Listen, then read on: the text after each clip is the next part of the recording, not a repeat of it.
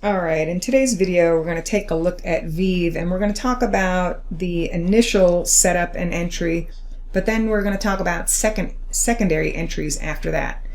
Because the best time to get into one of these setups is when it initially tests the key support decision. So in this case, the higher end of the support in VEEV came in at the 153.83 area to 154.98. Okay, we ended up making a low.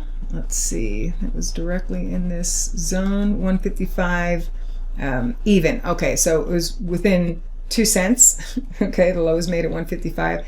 That is close enough to look for buy triggers against it. And our initial signal,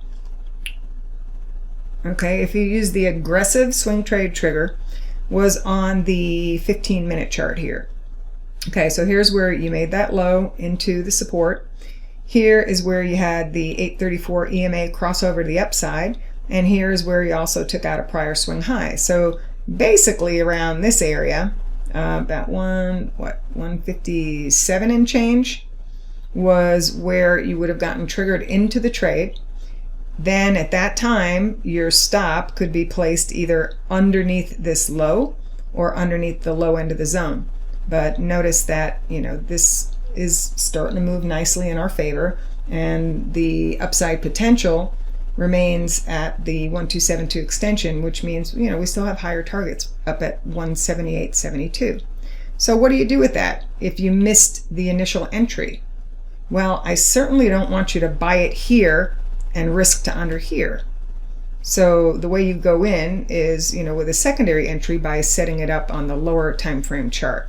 So this is what the 15-minute chart looks like that I ran today.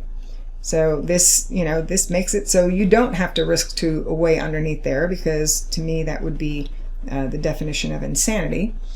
Now the pullback zones that I wanted you to watch for possible support came in at 165.68 to 165.91, or 166.22 to 166.93.